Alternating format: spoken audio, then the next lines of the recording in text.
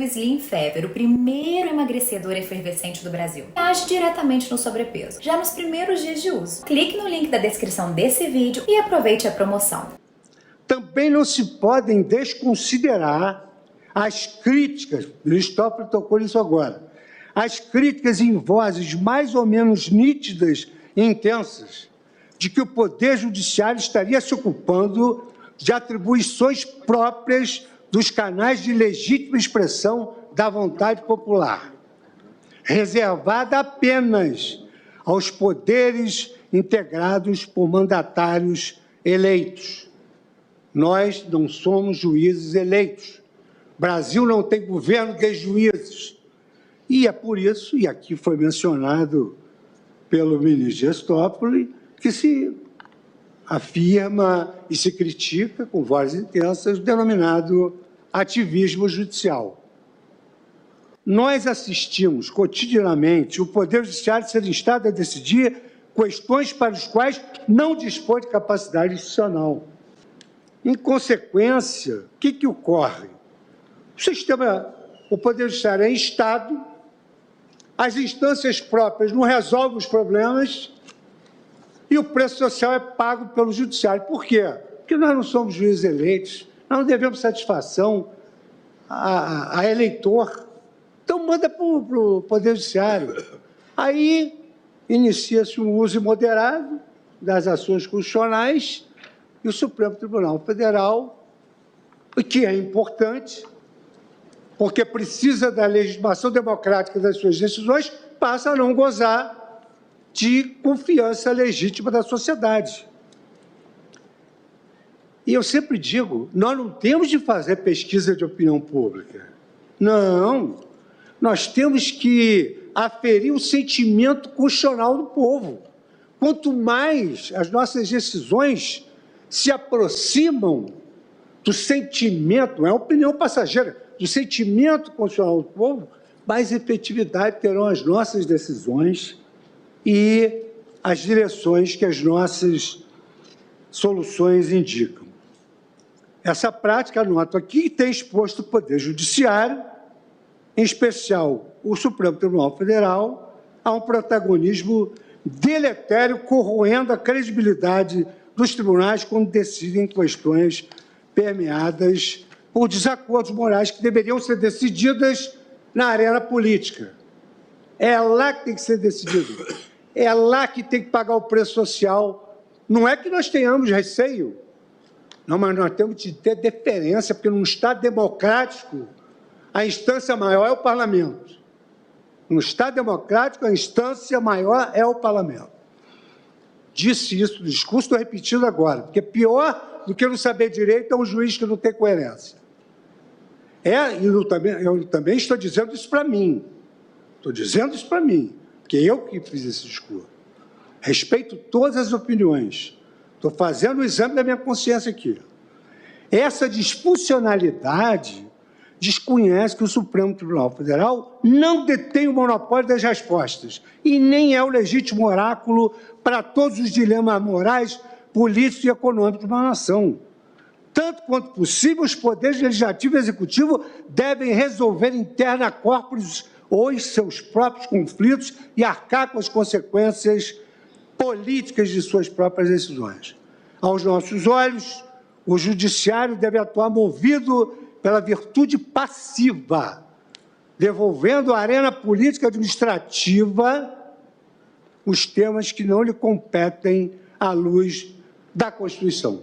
Pois é, né, Consta? E o problema é que não foi só essa decisão agora, né, ou só essa interferência indevida no processo da descriminalização de drogas, né, mas é uma sequência de decisões que começou lá na pandemia, né, durante o governo Jair Bolsonaro. As decisões que vinham do Executivo Federal sobre, por exemplo, questões sanitárias eram derrubadas no Supremo Tribunal Federal se algum governador ou prefeito ousava determinar algo diferente do que vinha sendo prevalente entre os cientistas, entre a imprensa. Essas decisões eram derrubadas pelo Supremo e vem até hoje, né? Recentemente, decisão sobre linguagem neutra, decretos de prefeitura sobre linguagem neutra nas escolas foram derrubados, decretos de armas do governo Bolsonaro, agora a política de segurança pública aqui de São Paulo vai parar no Supremo Tribunal Federal. Então, não é só o caso das drogas, né? Se fosse apenas esse debate que está indevidamente colocado no Supremo Tribunal Federal, estava bom. Mas não só isso, né? Parece que toda a política brasileira ficou refém desses 11 ministros, né? Sem dúvida, né? Ativismo judicial, juristocracia, ditadura de toga, você dê o nome que quiser, mas está evidente que o abuso de poder supremo é o que está destruindo na prática as nossas liberdades e a nossa democracia, né?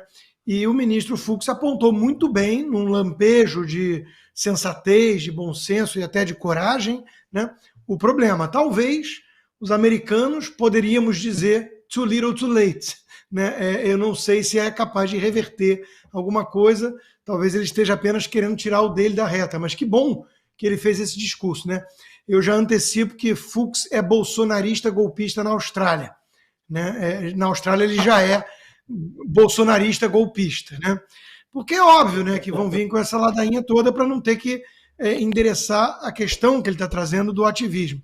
Quero lembrar também que o Fux é o único juiz ali presente. Ele é o único juiz. Os outros não são juízes. Eu também, assim como o Silvio, entendi como uma resposta à fala bizarra do Toffoli de que eles têm cada um mais ou menos 100 milhões de votos nas costas, né? Uma transferência meio que por passe de mágica, e o Toffoli, vamos lembrar, tentou por 2 vezes a prova para a magistratura e bombou, né? Fracassou. Era um advogadozinho do PT e numa sabatina que nem chá das 4 ou das 5, viu?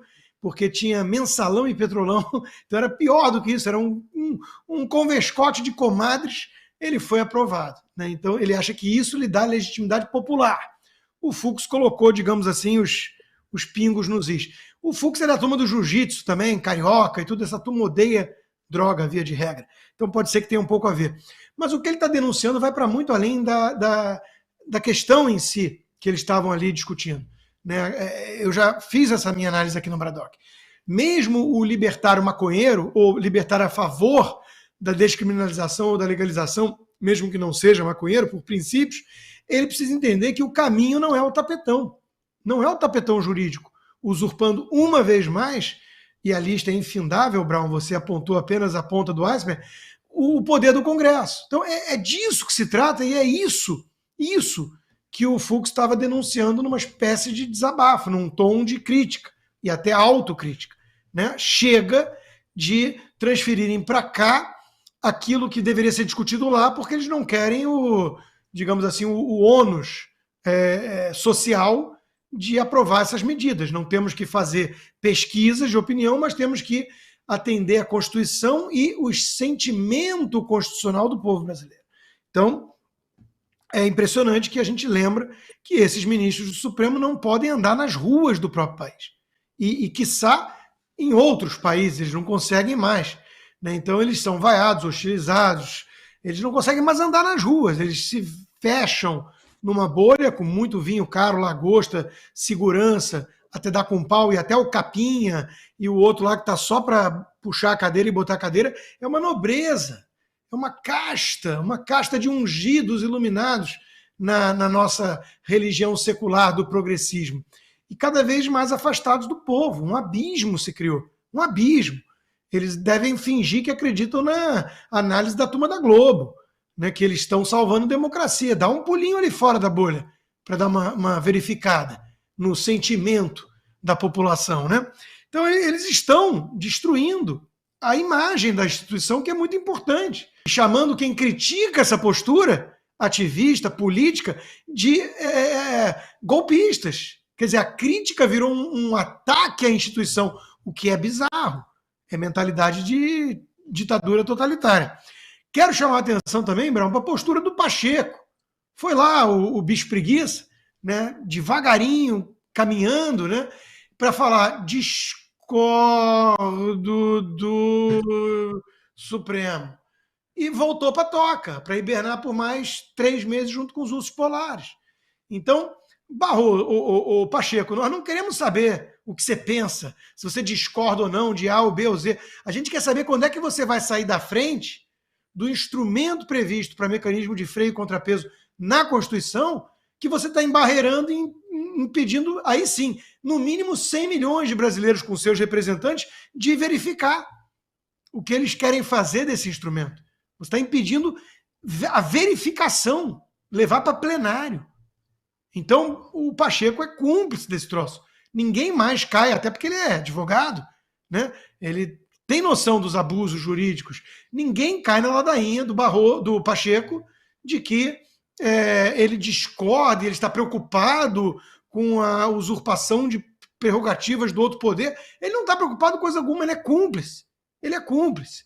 E, por fim, o Barroso, né, por isso que eu ficava confundindo o nome, porque eu queria fechar com essa discussão que teve ali, o embate na semana anterior do voto sobre essa pauta, do Barroso com o André Mendonça. O André Mendonça teve que interpelar o colega para dizer, olha, o Congresso é que decidiu que é crime, não cabe a nós aqui atropelarmos isso. E o Barroso, na tremenda cara de pau de quem se vê um iluminado, dono da razão, da verdade, e que precisa empurrar a história, disse, nós estamos dizendo essencialmente a mesma coisa. Não, não estavam. Não estavam. Se é medida administrativa, como está sendo decidido, se descriminalizaram, não vai ter punição de cadeia, eles legislaram. O Fux está atentando para isso também. Então foi uma usurpação, sim, de prerrogativas do Congresso. Uma a mais. E o Barroso está muito contente com isso, porque ele jura que ele tem 100 milhões, não. Ele acha que o Toffoli foi muito modesto, com certeza. Ele acha que ele tem 300 milhões de votos, porque não é só brasileiro. E não são só os brasileiros nascidos. Os que ainda vão nascer, porque ele precisa empurrar a história para entregar no paraíso comunista, progressista, lá na frente, para quem nem nasceu. Então, ele tem 300 milhões de votos nas costas, pelo menos. Então, é com isso que nós estamos lidando. Com a empáfia, a soberba, a arrogância, o autoritarismo dos iluminados, ungidos, revolucionários jacobinos.